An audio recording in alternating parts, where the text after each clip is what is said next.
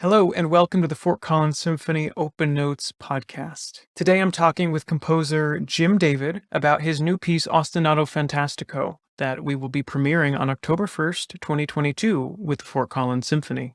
Before we get to the conversation, I wanted to thank Kay and Larry Edwards for their support in commissioning this piece, and Bob and Diane Graziano for their support of the composer talks and this interview. Thank you both for helping bring music to our community. And now, please enjoy this interview with composer Jim David about his new piece, Ostinato Fantastico. Welcome to the Fort Collins Symphony Open Notes podcast. We are joined today by Jim David, whose piece we're premiering on our concert coming up.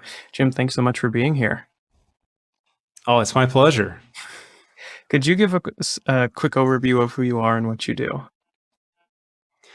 So currently, I am professor of music, and I teach music theory and composition at Colorado State. I've been here for a little over 13 years now, and I'm really excited to have this piece performed with the Fort Collins Symphony.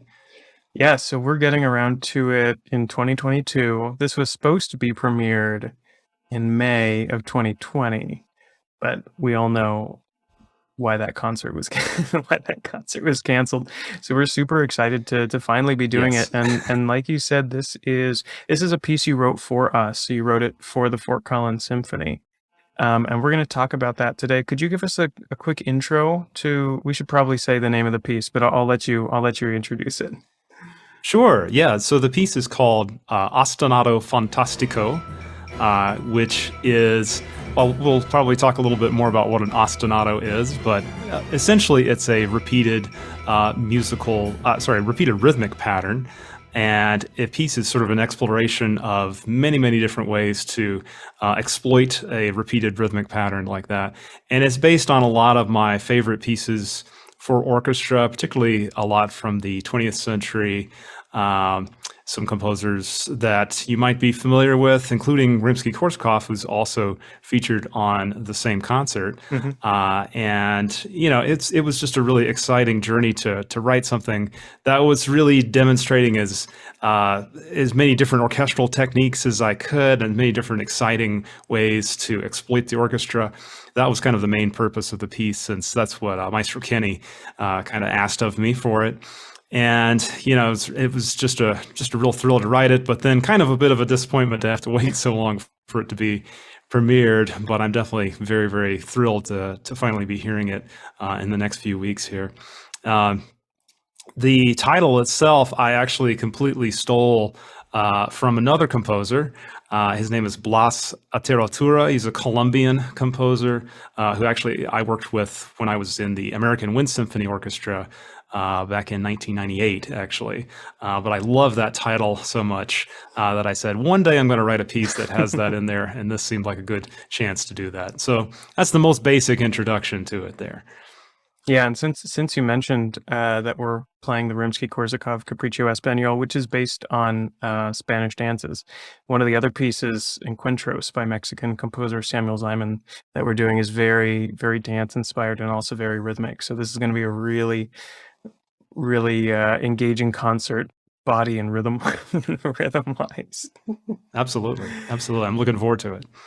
So I'm not super familiar with the rest of your music. Is rhythm something you explore often? What's your relationship with rhythm as a composer?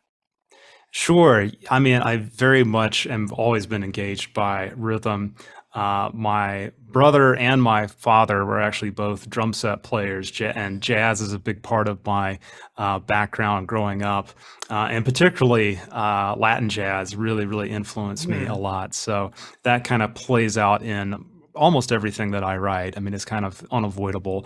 It's something that's really, really tied to me.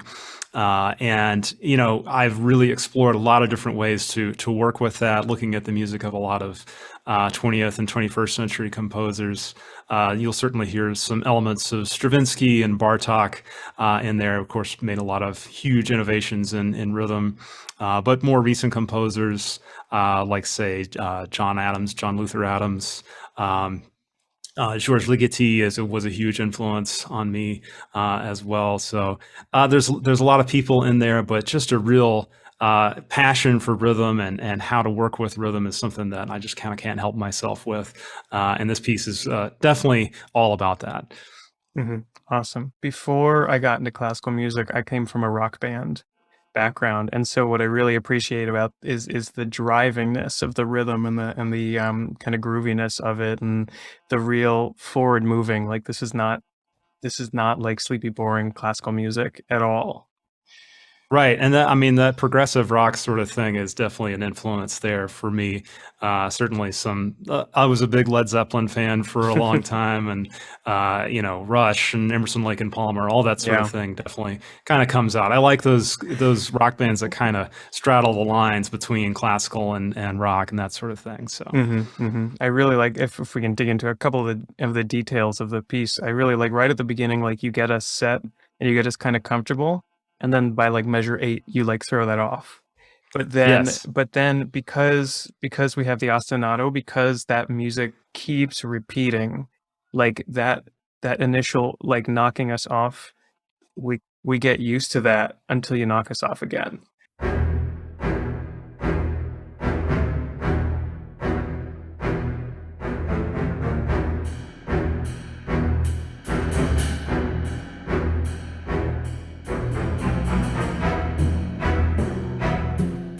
Yes. Yeah, I mean, just like with harmony, sometimes you can kind of do certain things to sort of mess with their mind, and you get, these repeated patterns, you creates this sense of like expectation that you want them to Yeah. happen over and over again. But if you mess with it just a little bit, it can kind of, do something to your brain that I really find fascinating. So yeah, Mhm. you're definitely right on the money there. What's your relationship with dance? Since dance and rhythm are so intertwined, and you mentioned in your introduction to the piece, you mentioned like symphonic dances. So this piece isn't specifically dance related, but rhythmically it definitely is. Could you speak to that? Sure, that's again a lot of my early influences kind of come back to that. A lot of the great ballets Mm. from like the early 20th century or late 19th century certainly uh, played a lot into that. Again, like the big Stravinsky ballets, like the Firebird and Rite of Spring, that sort of thing. And all of those big, French impressionist pieces like Debussy's Iberia and Capriccio Espagnol, the Ravel, all of that sort of plays into it as well. So I've been kind of interested in that, particularly like symphonic dances there. And then, some more contemporary composers come in there too. A big one for this specific piece is Revueltas. Silvestre Mm. Revueltas, who's really one of the great 20th century Mexican composers, and there's kind of some direct nods to that in the middle section of this piece. So, yeah. Very cool. Again, like I said earlier, I love the groove of this piece, and I expect people to really, really, really enjoy it. I'm wondering if you have, and I've got the score here, and we'll have a recording to play. I wonder if you have a couple like specific, really favorite moments that we can that we can highlight for the listeners. Absolutely, yeah. Kind of towards the the beginning is kind of fun just on its own. I like the simplicity of it, of just this kind of heavy intonation of just the main beat there. Hmm. I like using the tam tam with the stick or with Mm. a triangle beater. It gets this really sort of aggressive kind of sound there that is not something we always associate with orchestral music that much. So I like just that type of texture. I'm a big percussion fan, as I kind of already mentioned there. Hmm. Um, and kind of as it goes on, I really like how it sort of gets into the middle section of the piece. It uses a technique we call metric modulation, which is just a fancy way to get to a new tempo, but to try to kind of conceal that as much as possible. So it sort of like jars you into being in this new tempo there.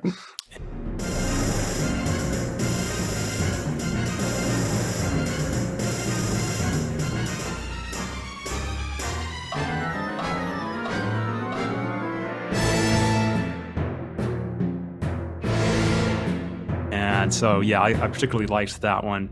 That's kind of, if you're listening closely there, you might hear a little bit of Star Wars in that one. There's a particular little section that's a little bit like that, but it's where John Williams was actually ripping off Stravinsky. So you can sort of decide how much of those two composers I borrowed from there. Yeah, I love that moment of like halting and like a breakdown in the middle of it's like, oh, we're suddenly in something different. I love that sound world and that Right. rhythmic change in the body as you're listening to it and you're kind of bobbing around, and then suddenly we're in a different place. So I like that section a lot, and it kind of culminates with a really big final statement that almost feels a bit like a tango, which I tried to sort of have a little other sort of flavor there, not just the sort of more asymmetrical things that are happening. So I like that a lot. I'll admit I like the ending a lot too. I'm all about trying to make that as intense and exciting. I tell my students all the time, if you can get tambourine in your piece somehow, it's automatically like at least half a letter grade better just by having that instrument. So yeah, I wanted to have like a nice fun tambourine part for the last section there to be as, as exciting as possible. So, And what do you hope people take away from listening to this piece? How do you want them to be on the other side of it? I just hope that they're a little bit enthralled and thrilled by it. I just tried to make the piece as absolutely exciting as is possible that I could make that happen. And I don't feel like you should get bogged down too much in any particular thing that I might talk about, like references or influences, things like that. Those are interesting to some people, but I hope that you just listen to the piece and it makes you sort of want to get up and dance a little bit. Jim, thanks so much for writing this piece for us. Again, this is, I probably should have emphasized this even more, that this is not just a piece written for the Fort Collins Symphony, but this is the premiere performance. This is the first time this is being performed by an orchestra. So the recording you've heard through this episode is the computer orchestra kind of playing it through, but the MIDI that I heard sounded pretty good. So sometimes they don't always sound very good. We hope the orchestra sounds a lot better, right? Well, that's the goal. The orchestra is going to be the yes. Perfect. Well, thanks so much for having me. It's been a real pleasure to talk, and yeah, I'm just can't wait to hear this performance and hear the Fort Collins Symphony play it. Yeah. We'll definitely see you there, and yeah, thanks so much for joining us. Great.